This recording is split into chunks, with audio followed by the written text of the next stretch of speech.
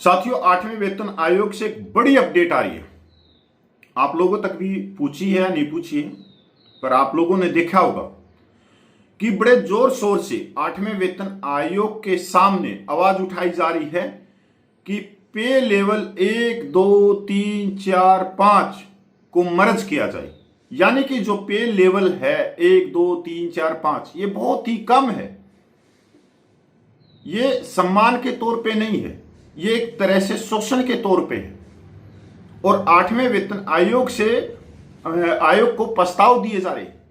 साथियों, अगर पे लेवल 1, 2, 3, 4, 5, 6 ये मर्ज होते हैं जाके 7 या 8 में, तो ये कर्मचारियों के लिए खुशखबरी है। अब आप सोच रहे होंगे कि पे लेवल 1 में कौन आते हैं। साथियों, पे लेवल 1 में आते हैं जैसे कि डी ग्रुप, चपड़ासी, EN, कलरक, ये आते हैं। फिर 2 में थोड़े से उससे ऊपर आ जाते हैं।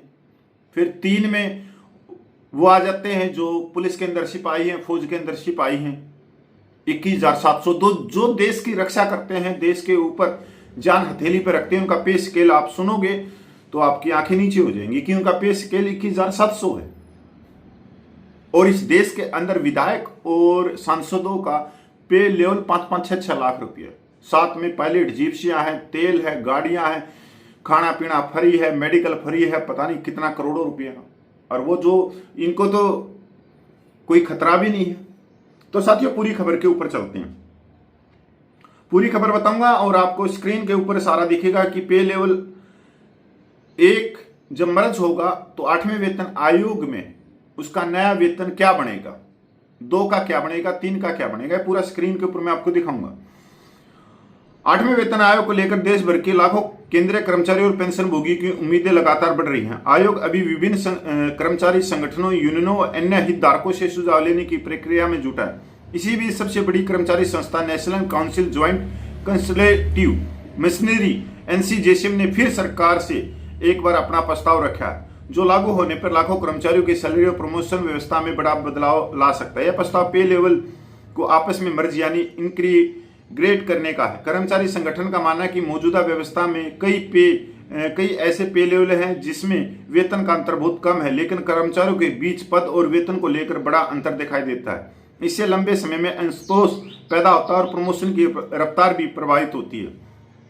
दरअसल 8वें वेतन आयोग का गठन 2025 में हो गया था। कर्मचारी संगठनों के साथ बैठक कर रहा है। आयोग 15 जून तक सुझाव लेने की प्रक्रिया पूरी कर चुका है, जबकि विभिन्न विभागों से आंकड़े जुटाने का काम जुलाई के अंत तक जारी रहेगा। इन बैठकों का उद्देश्य कर्मचारियों की वास्तविक जरूरतों को समझना और उसी आधार पर वेतन भत्ते, पेंशन, वेतन संरचना में बदलाव की सिफारिश करना। आयोग की सिफारिशों का फायदा करीब 1 करोड़ लोगों को उम्मीद है। NCJCM ने वेतन संरचना में बड़े बदलाव की मांग करते हुए कहा कि मौजूदा पे मैट्रिक्स को सरल बनाया जाए। संगठन का कहना है कि लेवल 2 और 3, लेवल 4 और लेवल 5, लेवल 7 और लेवल 8 तथा लेवल 9 और लेवल 10 को एक संयुक्त पे स्केल पे बदला जाए। मतलब 1 को 3 में, 3 को 4 में, 4 को 5 में।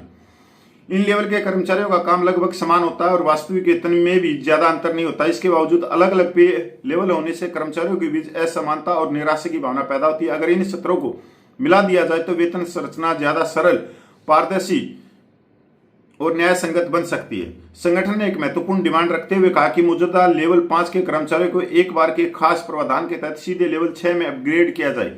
NCJCM का कहना है कि केंद्रीय सचिवालय, रेलवे, डाक विभाग और रक्षा विभाग जैसे कई संस्थानों में बड़ी संख्या में ग्रुप C कर्मचारी सालों से लेवल 5 में ही रुके हुए। इस वजह से उन्हें प्रमोशन के पर्याप्त अवसर नहीं मिल पाते और करियर ग्रोथ प्रभावित होती है। लेवल 6 में अपग्रेड करने से रुकावट काफी हद तक कम हो जाती है। इसके अलावा जो न्यूनतम वेतन है उसकी 69,000 रुपये मांग की गई है, यानी कि फिटमेंट फैक्टर 3.86 की।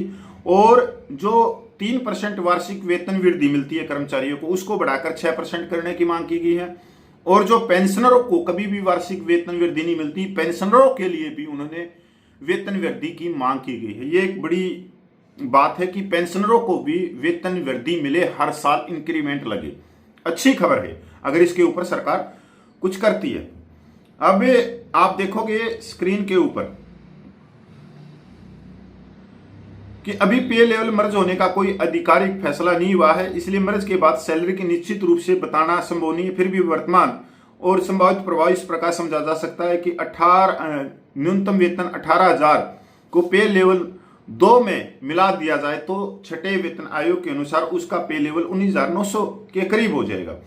अब इसमें आप पूरा जो ग्राफ है वो चल रहा है, आप खुद देखोगे किस किस तरह से पे लेवल को अगर मर्ज किया जाता तो कितना फायदा होता है कर्मचारियों को। एक बार आप पूरी नजर घुमा के देखो। से देखो, पे लेवल 1 छठे वेतन आयोग के अनुसार 18,000 रुपये और फिटमैन फैक्टर की मांग की गई है 8वें वेतन आयोग में 3.86 की, तो यानी 18,000 रुपये से बढ़कर 69,480 रुपये हो जाएगा। लेवल 2 19,900 रुपये है तो बढ़कर हो जाएगा 76,814 रुपये। लेवल 3 21,700 है जिसके अंदर पुलिस के सिपाही, फौज के सिपाही ये आते हैं, तो बढ़कर हो जाएगा 83,762 रुपये। लेवल 4 25,500 रुपये, ये हो जाएगा 98,430 रुपये। लेवल 5 29,200 रुपये, बढ़कर हो जाएगा 1,12,712 रुपये अगर पे लेवल मर्ज होता है। तो साथियों, ये प्रपोजल रखे गए हैं 8वें वेतन आयोग में।